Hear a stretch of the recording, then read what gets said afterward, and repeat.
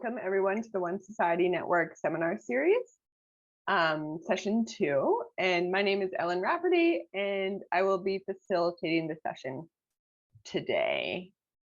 I'm just making sure I was off mute.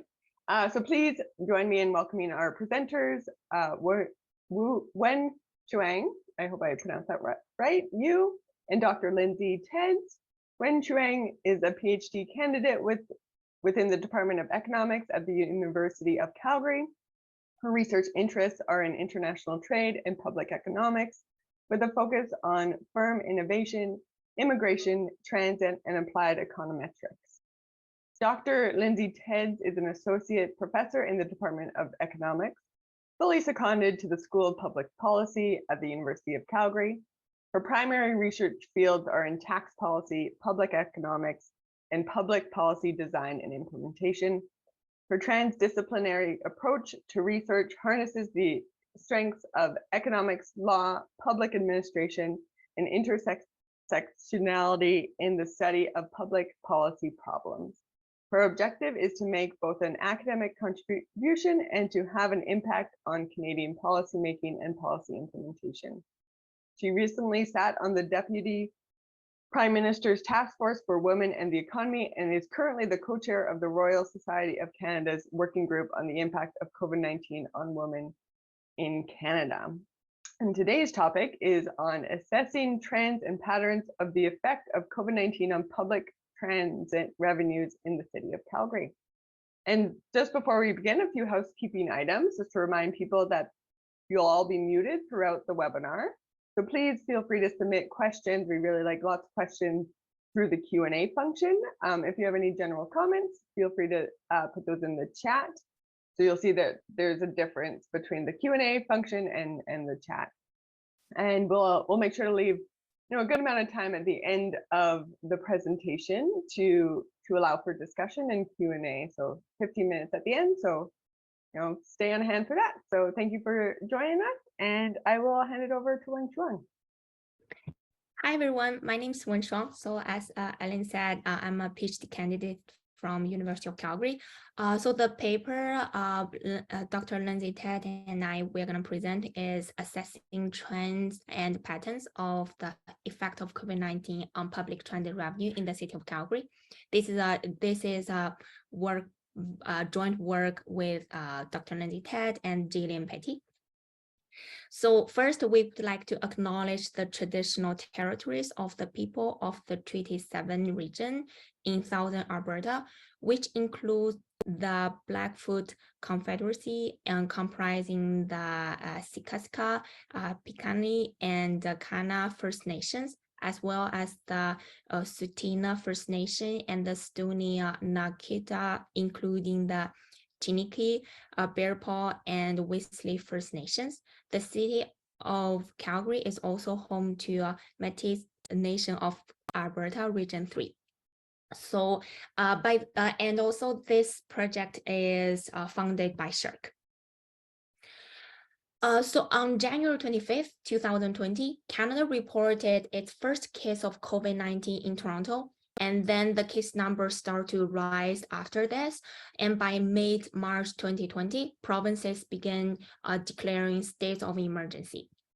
And a lot of work has been focused on the impact of this state of emergency declaration on the labor market and the balance sheet of federal and provincial government, such as Baker, Cobell, and TES 2021, Scott 2020, and Office of the Parliamentary Budget Officer 2021.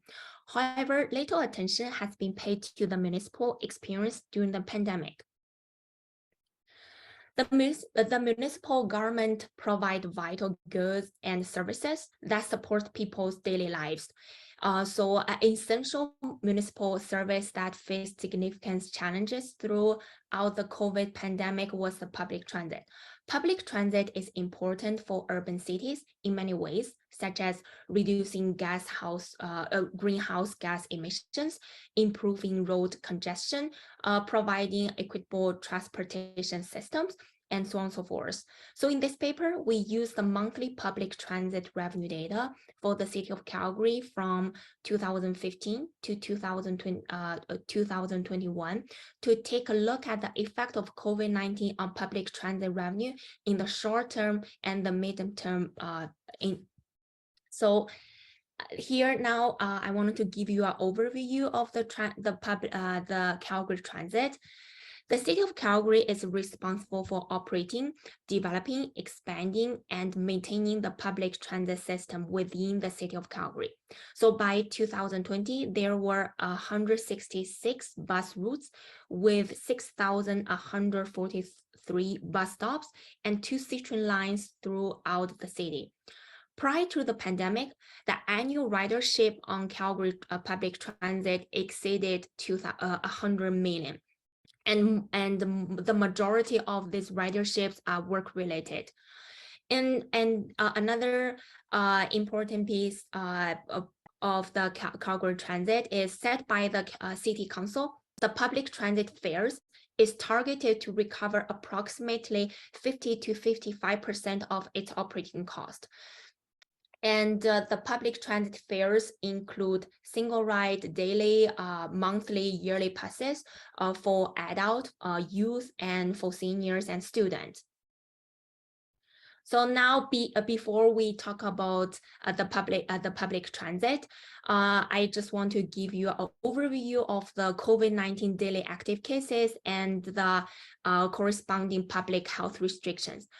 So this graph shows us the COVID-19 daily active cases, and then the gray shaded area represent restricted public health restrictions. We can see during the first and the third wave, Calgary has a higher daily active case compared to Edmonton and the rest of Alberta. And also we can see when the active daily cases increase, we will have stricter public restrictions. And then there are five waves, as we already know. So and then what we wanted to see is how this stricter public health restrictions have affects the ridership in the city of Calgary. So the annual revenue of Calgary Transit is from 3 sources.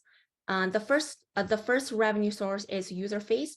So all fees collected from the sales of the transit passes is accounted as the user fee, and the other type is the regulatory and proprietary charges. This represents revenues from the sales of goods and services collected in a commercial context of fees imposed under regulatory schemes. And the third type of resource is government transfers, which represent the cash transfers from the provincial government. And then this table tells us the annual expenditure and revenue from 2015 to 2021. And from the first row, we can see the expenditure, the annual expenditure has been increasing before the pandemic. So from 433 million in 2015 to about 470 million in 2017. And after during the first year of the pandemic, this number decreased significantly to 416 million, and then further it decreased to about 400 million in 2021. And on the other hand, the user fee has been decreasing before the pandemic from about 180 million in 2015 to about 167 million in 2019. And then when the pandemic hit in 2020, the revenue from user fee dropped to $77 million. And then it further dropped to 70 million in 2020. And the government transfer. Wenshuang, if I can just because there's going to be people here who are not from Alberta. Okay. And so the drop 2016, 2017, 2018, 2019 actually reflects our economic conditions. So the oil price collapse in 2014, 2015 led to significant layoffs in Calgary. And so you can look at that window between 2016, 2019 as sort of a steady state of a city that was still dealing with the collapse of the oil prices. Thank you for clarifying this, Dr. Tess. And then for the government transfers, we can see it has been pretty low from 2015 to 2018, but in 2020 to 2019 and it's about 4 million. After the pandemic dropped, the government transfer is higher than the pre-pandemic level. So for the regulatory and proprietary, it has been decreasing over time. So we are not in this paper. We are not we don't focus on the regulatory and priority revenue. What we are focusing on is the user fee. So we can, and then in this row, this is the user fee.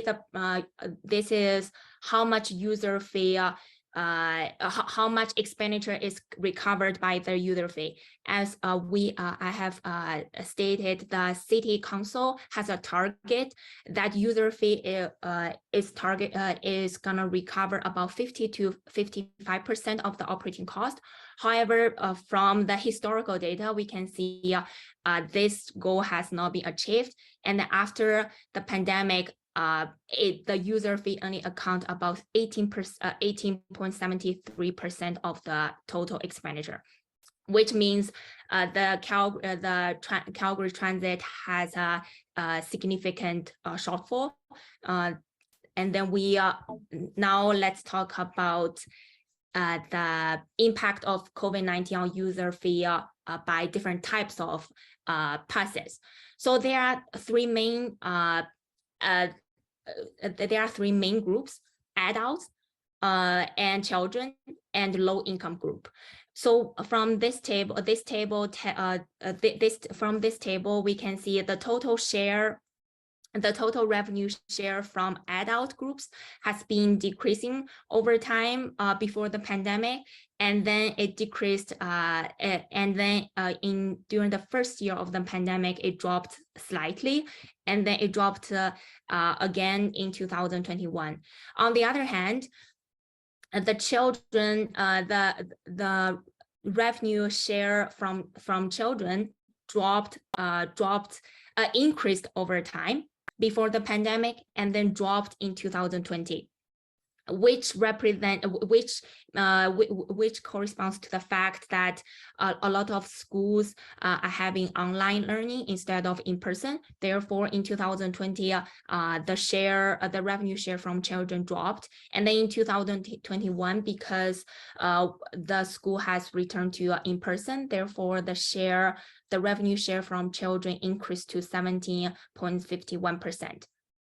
And then the last group is people who have low income, and then we can see over time before the pandemic, the revenue share of low income increased from 12.66% in 2015 to about 15.98% in 2019.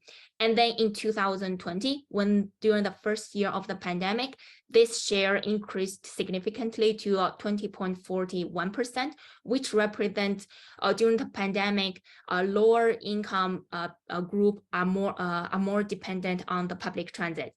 And then during the second year, this number slightly dropped, but it's still higher than the pre-pandemic level.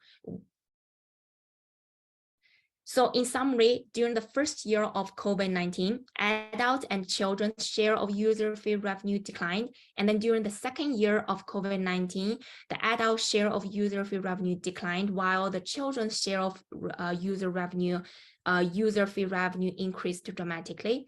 And then the revenue from low-income group increased in the year of 2020, while it dropped in the year of 2021. But this number is still higher than the pre-pandemic level. Now we wanted to look at the actual monthly revenue for all types of tickets. Panel A represents. So this is the panel A. Panel A represents the monthly revenue from regular adult users. The top left corner represent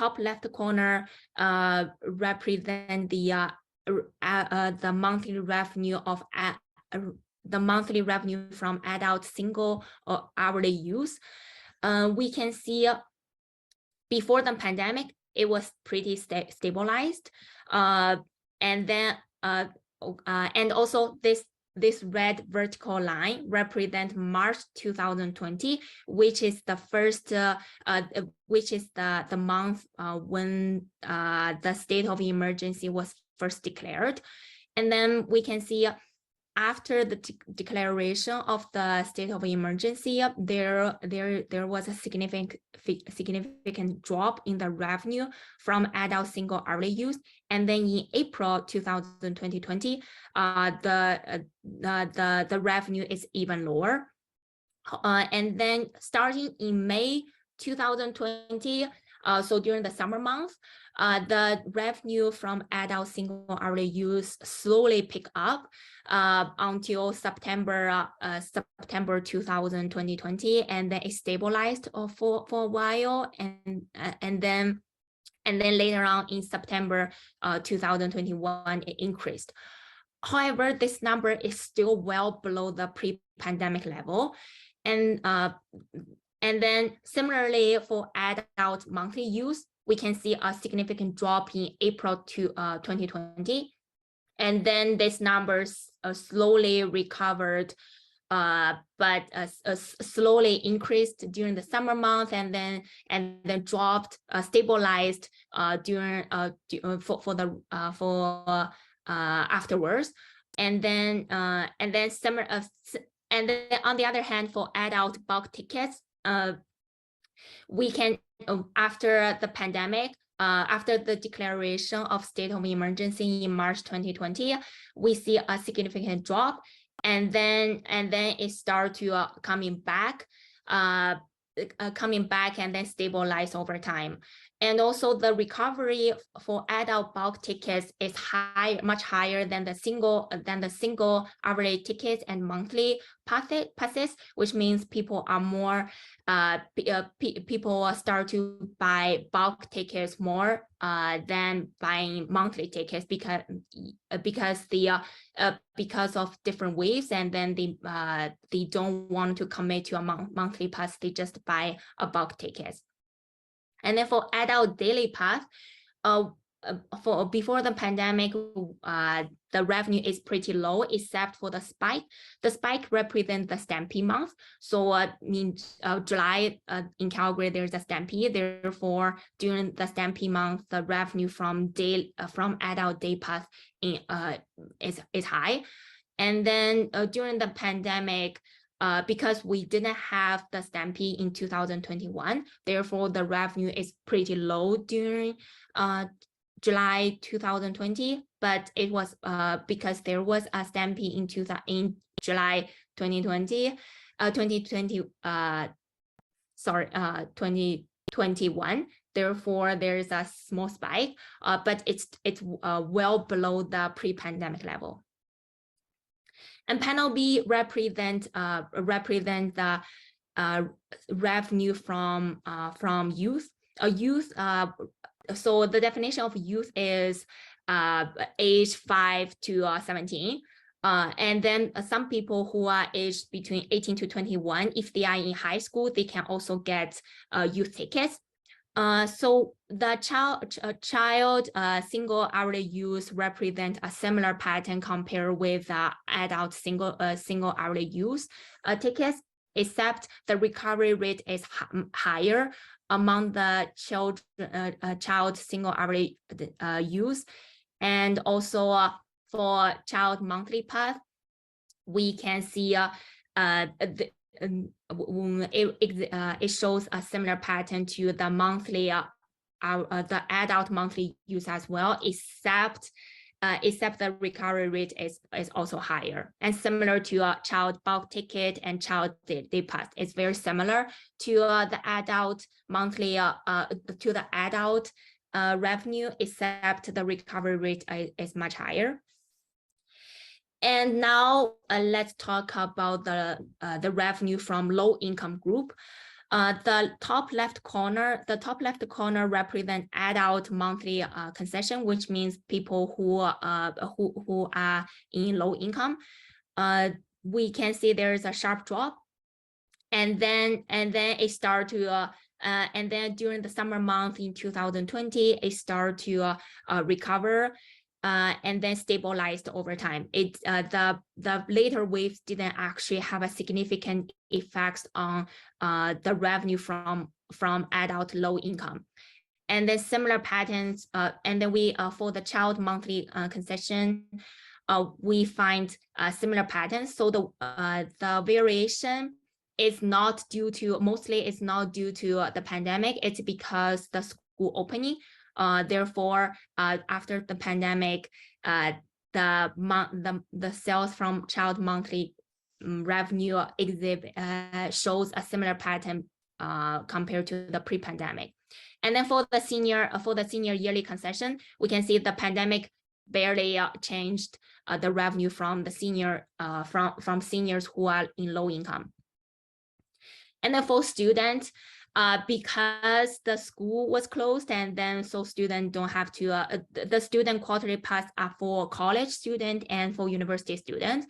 Therefore, because the school was closed during this period, therefore the revenue dropped significantly. But after the school is open, the revenue went right back to where it was before the pandemic. Because it was not a choice, at least for the University of Calgary, the student cannot opt out of the student pass. And then for senior yearly pass, the drop, the effect is very small as well, except there's a spike here. This is because of systematic change, the system change. So you can just ignore this part. And for cash, the revenue from cash dropped to zero because people cannot use cash to buy ticket, cannot pay cash at the public transit anymore. And then it picked up a little bit starting September 2021. It's because the public you can pay cash at the public transit again. And then so in summary, the monthly revenue from nearly all categories of transit user fee closely followed the COVID-19 waves. And even with looser public health restrictions, the revenue from user fee didn't return to the pre-pandemic level. So now we want to analyze the magnitude of the impact of COVID-19 on the monthly revenue of the different categories of user fee. And then we wanted to calculate the year-over-year monthly revenue change by divide XIMT plus 1 by XIMT from 2015 to 2020, where XIMT plus 1 is the sales of category I at month M in year T plus 1, and XIMT is the sales of category I at month in year T. So for example, if we wanted to study the monthly revenue change of adult single use in 2016, what do we do is to use the sales of adult monthly single hourly use in January 2016 divided by the revenue of adult hourly use in January 2015.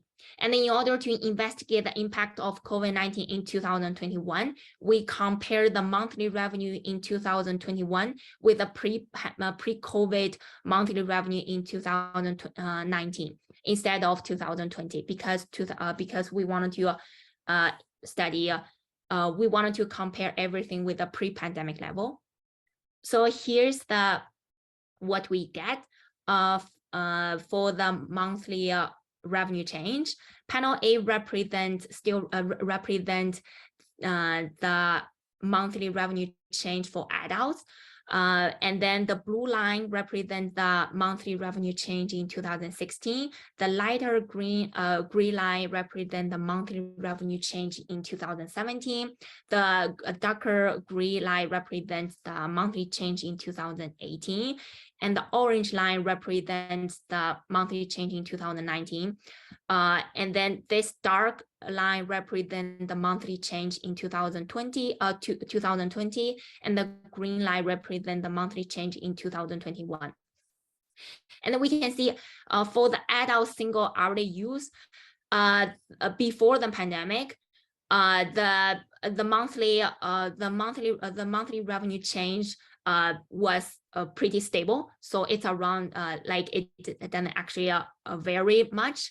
However, for the year 2020, after the declaration of state of emergency in March 2020, we see a significant drop to about 50% of the pre-pandemic level, and then a further drop to about 10% of the pre-pandemic level. And then during the summer month, it slowly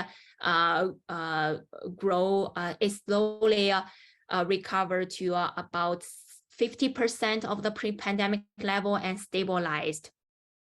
And then in 2021, although the recovery rate is a bit higher, overall it's higher than the 2020, but it's still well below the pre-pandemic level. So by December 2021, the adult single use, the revenue from adult single use recovered to about 60% of the pre-pandemic level. So this point is about 60% of the revenue in 2019. And then similarly, for the adult monthly pass, we before the pandemic, between 2016 to 2019, the change was relatively small, so which means the revenue is pretty stabilized, is stable. But after the declaration of state of emergency in March 2020, it dropped significantly in April. The reason why it dropped in April instead of March is because this is a monthly pass. People buy monthly pass at the beginning of the month. Therefore, the pandemic didn't actually change the monthly revenue in March 2020 much. And then similar to the adult single hourly use, the revenue slowly picked up during the summer month, and then reached to the highest in September, and then stabilized around 30% of the pre-pandemic level. And then in 2021, it was pretty stabilized around 30% of the pre-pandemic level, which is slightly different from the adult single hourly use, because adult single hourly use is in 2021, the recovery rate is higher than 2020. And then for adult bulk ticket and admission, we can see there is a bit it's a bit more noisier than the adult single and monthly pass during the year from 2016 to 2019, but it's still pretty stable. And then in 2020, the declaration of state of emergency in March 2020, there was a slightly drop in the revenue, similar to the adult monthly pass, because people already bought some bought tickets at the beginning of March. Therefore, the significant drop starts in April 2020. And then it was pretty low during the summer months, which is different from the adult single use and the adult monthly passes. And then it started to slowly slowly grow to about 40% of the pre-pandemic level. And then for adult day pass, it's much noisier. Because adult day pass contributes to a very small amount of money to the total revenue. Therefore, we don't pay too much attention, but the general idea is still there was a drop in March 2020, and then it's slowly coming back to about 40% of the pre-pandemic level. And then now let's move on to the youth tickets. The youth for the top left corner, it shows the monthly revenue change for child single hourly use. And then we can see there was a significant drop after the declaration of state of emergency, and then it started to go back. Go back to the pre-pandemic level over years, and then by November 2021, it reached to the pre-pandemic level. So and then similar to child monthly the monthly revenue change for child monthly pass, we see a significant drop in April 2020, and then it was pretty low because the school closure and online learning, and then it started to increase in September, and then by December 2021, it reached to about 60% of the pre-pandemic level. And then for child bulk ticket, the monthly revenue change was similar to the child single hourly use. And then by December 2020, by December 2021, it reached to about 60% of the pre-pandemic level. And then now let's talk about the monthly revenue change for low income group. For adults who are in low income group, we can see there was a significant drop in April 2020 and then it was still low in May, but it started to increase in June and stabilized over time, which is about 60% of the pre-pandemic level. And for child monthly consumption, because there was a lot of noise, so it's not very interesting to look at this. And then for the senior yearly concession, because there was a system change in 2018, therefore the data starts in 2018 and then in 2019, sorry. And then we can see the COVID didn't actually have a significant effect on the monthly revenue change in seniors who are in low income. And then for senior yearly income, the effect is higher because these people are just seniors who are not in low income group, so they are less dependent on the public transit.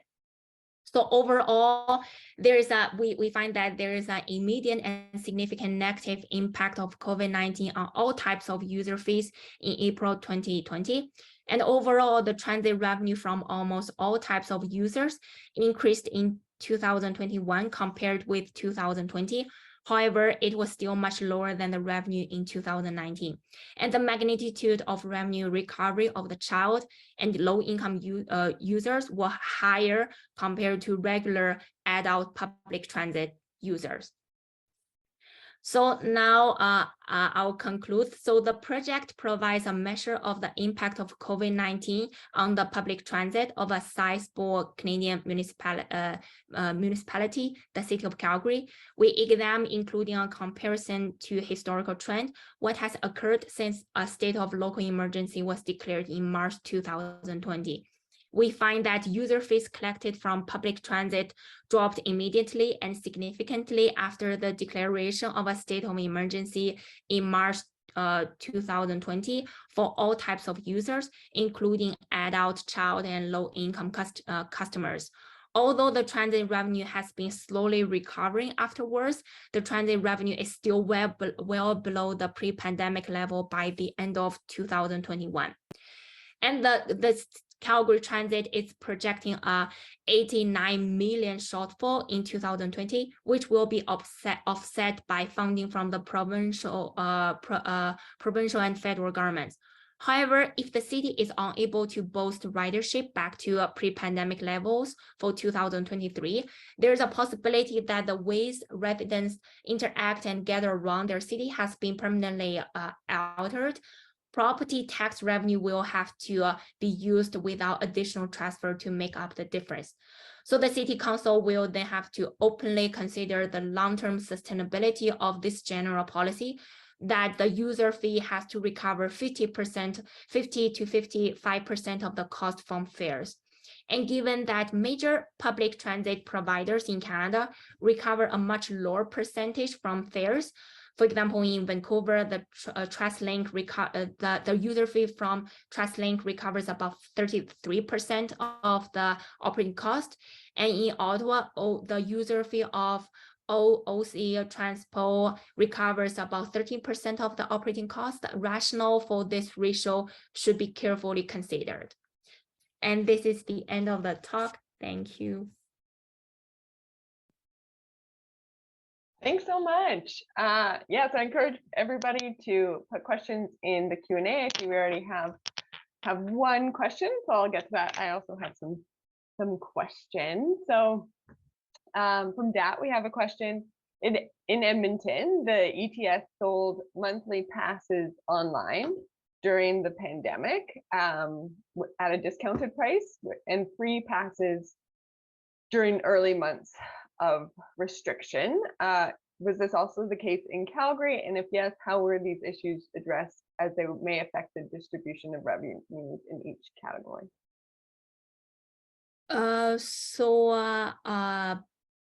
To my best knowledge, I don't think the city of Calgary offered free fares during the pandemic, but the city of Calgary is trying to solve this shortfall, and then they are trying to actually increase the fares and then decrease the services. That's what they proposed to do in the future. Yeah, I'll just chime in there. I mean, the biggest thing we had was in March and early April of entering transit by the back door. So cash payers, it was on a trust system. But passes, City of Calgary has always sold their passes online. The only sort of concession that I recall was that at the beginning of April, there was a larger window to renew your pass. So if you had a pass from March, you could use that pass. I think it was for the first 5 days in April. Discounts have only been rolled out in 2022, starting in, I think it's September and October. There's some discount fares as they try to get ridership back. But there really was no discounting during the pandemic. People just stopped buying. Yeah, really interesting. And I think my question is kind of in a similar vein, but I don't know, has anybody looked at this in other cities in Canada, or maybe more internationally, to see if this is a general trend where, you know, it's kind of slow to bounce back. I guess we don't know yet about 2022, but I think, you know, as they're still predicting a shortfall, obviously it hasn't fully bounced back. Yeah, so I'm just curious kind of what other cities are experiencing, or if this is particular to Calgary. So in general, in Canada, for almost all the big cities, the ridership hasn't coming back. So there will be a shortfall for almost all the big cities for their public transit. There has been very limited work done in the United States. I mean, the trends that we're pointing out here are pretty well shared. The difference being in Alberta, transit being provided at the city level. Not all jurisdictions do that, right? So BC offers it at the provincial level. So you have to account for all of these differences. But Calgary and Edmonton, for example, rely much more on user fees than any of the other jurisdictions that have been well studied in the United States. And so the impact is different, right? I mean, if 13% of your revenues come from user fees, this kind of shock is not as big as when 50% of your revenues come from user fees. Yeah, really interesting. And I guess that leads me to my other, and oh, sorry, no, I want to follow up on that one, because I want to know, have you looked at, is it mainly because of people working from home still that you think that it hasn't bounced back, or are there other explanations, like people not feeling as comfortable in transit? And yeah, I'm just curious if you've looked in the literature about kind of why. So it's confounding because there's a lot of issues at play right now. So, you know, the immediate pandemic effect that we saw in 2020 and early 21 is pandemic. Ridership coming back, though, you have a year of changed behavior, and that's a lot to come back for. But at the same time as we were sort of doing the return to work, the contaminated opioid supply hit the area, and we closed down our supervised consumption site. And that has led to, obviously, people engaging in risky behavior in public places so they don't die. And that has been transit stops in the downtown area.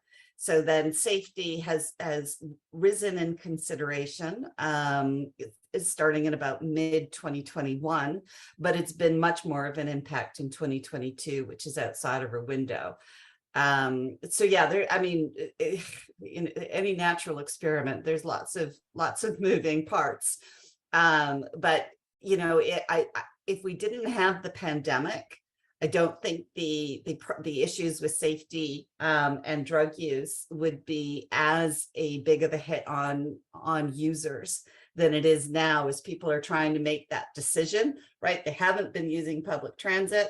They used to, but now they're not, and now they're returning to work. Do they actually want to do transit or use some of the other multimodal systems that are in place? And we're just not seeing that return. Yeah, and I was actually thinking more of like COVID safety, you know, your risk of getting COVID, like people's concern with getting Calgary COVID. and Alberta, nobody seems to care here. Yeah, Sorry. that is a fair statement. But yeah, definitely consideration. So have you looked at how this may have translated to, like you said, increases in other forms of transportation? Have they seen, you know, changes, you know, more people, I mean, I guess probably not more people, because a lot of people are still working from home, but driving to work. I don't know if that has, if that can even be explored, but. I don't think with our data we will be able to explore whether people are taking. Yeah, definitely not in your data, but just in the literature at all.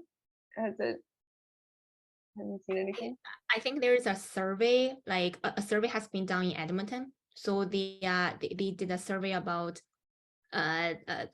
why whether, so about your question, whether they are afraid of catching COVID. That's why on the public transit, and then why the stop taking the public transit, and then when they will be able, how confident they are after 6 months, like they did it in 2021.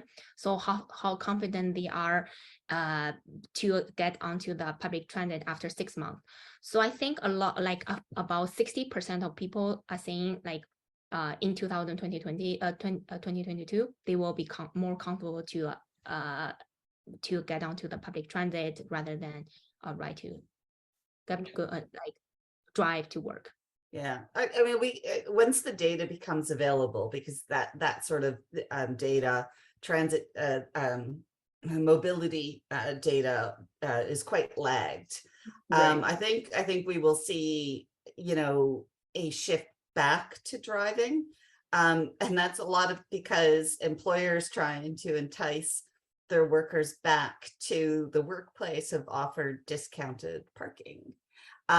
Which was always in the heyday of the oil and gas, up to about 2014, parking was always a perk, and then it went away with the oil collapse, and now it's being brought back as a perk. So it again, all of these things are changing, and it's always hard to try to figure out what the impact is, because at the same time all of this is going on, the city of Calgary is raising transit fares. And while there is a contingent group of transit users that are price inelastic, the majority of users are in fact responsive to price changes, right? It's not there's a bit of a myth about price elasticity of demand. And so I just think people are responding to a number of different things at the same time. But I think the biggest one is embedded behavior. Behavior's changed enough for a long enough time that, this calculus of, do I spend $4 each way for a transit ride versus $9 for parking for the day, all of that kind of stuff I used to be a transit user, not anymore. It is absolutely not worth it, and service levels are very low. And service levels are very, very slow to return. And we know that it's service levels that people are most responsive to. And so if you can't get the service and you're paying that kind of price, parking doesn't look too bad. Yeah, definitely. I mean, I know this as somebody who's supposed to be on the new LRT line in Edmonton, that has been indefinitely delayed. So we will see when that happens. But yeah, just the idea of an LRT is so much more attractive than waiting. If you miss one bus, it's 20 minutes or whatever to the next one. So I think. Yeah, and I think the real issue here is, the real issue here is transit that has been reliant on user fees is facing a significant problem. Right. And it's going to be, at least for the short term, a few more years before that's going to come back. And, some of the tricks that are being used is just not going to work given all of the conditions that are being faced in this jurisdiction. It's going to differ jurisdiction to jurisdiction. But the federal government had this short-term fund transfer to help with operating. But as you saw in Alberta, there has been almost no operating grants to the City of Calgary Transit. And, ideology tells me that's likely not to change. And we're all, at the same time, we're building out the Green Line, which is trying to service the northeast and southeast of the city, which is dramatically underserviced. And has a large, diverse population.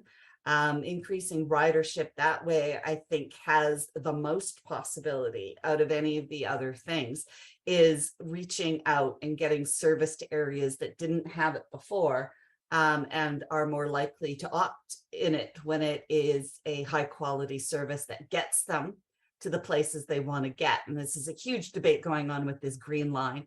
as different parties weigh in. But it, reaching out to new users is important. I know the city of Victoria is targeting a young people with free fares, because the literature shows once you become a transit user in your youth, that continues into your adulthood.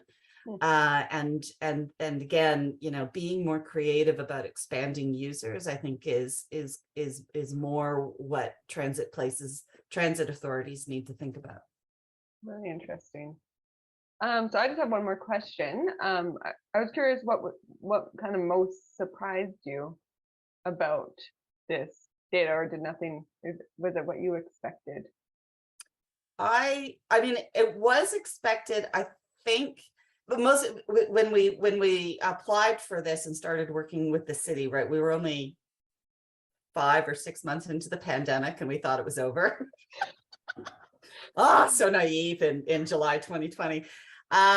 So, given how we went in, I think, we're just a little surprised how long this pandemic has gone on. And I think that has exacerbated the issue that the Calgary Transit had faced. We thought, like in July 2020, okay, that's it, that's the wave. Let's see how users come back. And we hadn't predicted wave after wave and year after year.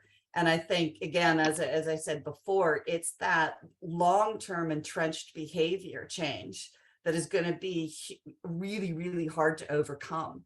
Yeah. That's what I would say surprised us.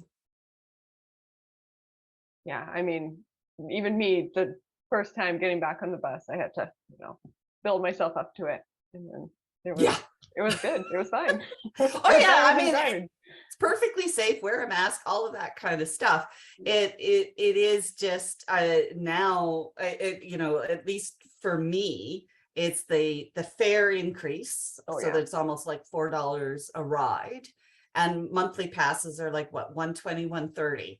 So if you only go to work 5 days a week, you go to work and you come home, and you're doing that like 20 days out of the month, it's cheaper to pay the $4. But if you're paying $4 and it's really, $8 return, if parking's $9 to $11 a day, right? I mean, it really starts changing that whole marginal benefit, marginal cost aspect, as well as we're all experiencing here, standing out at the bus stop in minus 15-degree weather and snow everywhere and slippery sidewalks, because nobody, that's one thing that always gets to me, is the lack of shoveling of sidewalks and things like that. So, oh man, yeah, I walked home from work yesterday. It was fun. It was fun. Yeah, that's one way to say it. Well, thank you both so much. It's really interesting presentation, and I want to thank everyone for joining. Our next presentation will actually be December 1st. So we have about a month till the next one, and it's presented by Dr. Ann Snowden, who's doing supply chain research and has a community of practice looking at the impact of supply chain. Oh, we do have one more question before I finish. So other than the cost impact of COVID to municipalities due to decreased public transportation use, I was wondering if you ever came across a study in Canada showing the effect of public transport usage on transmission. Oh, so we're not doing that research, but isn't somebody in the One Society Network doing that? Like, is Kate Harbeck doing that? So no, I think she did a lit review that captured some of that. Yeah, so I do think there was a few studies that looked at it, but I can't remember what the results. Yeah, there have been studies. Sorry, we're not public health people. One of the areas I work in is municipal public finance, so I try to, stay in my lane. But if anyone is interested in our research and is interested in a draft of the paper, they're feel free to look to reach out. I'm pretty easy to find. And I'm the only Lindsay Teds in the world, so yeah, that's nice. Well, cool, so to speak, until you get a stalker. I mean, we do have data that we just haven't gotten around to, and we're trying to figure out what to do with it, which was on recreation fees, as well as on municipal waste. And I have to admit, the municipal waste data is quite interesting, but it's also very, very complicated. And so, like, you know, during the pandemic, you see the reduction in commercial waste shifting to household waste, and it got more contaminated, things like that. So I don't know if we'll ever get there, but there's something for people to think about. Yeah, really interesting. I always think, I mean, there's no organic bins whenever I go to an office. There's nowhere, whereas at home, I can use my own organic bin. So I'll be curious to see what you find there. Oh, interesting. We have them at the university, but you know, universities are crazy, right? Right. Wing bastions of what have you. But thank you so much for having us. We really appreciate the opportunity. And yeah, always excited to be involved in the One Society Network. This is great. Thanks so much. And thank you everyone for joining. Great, thank you.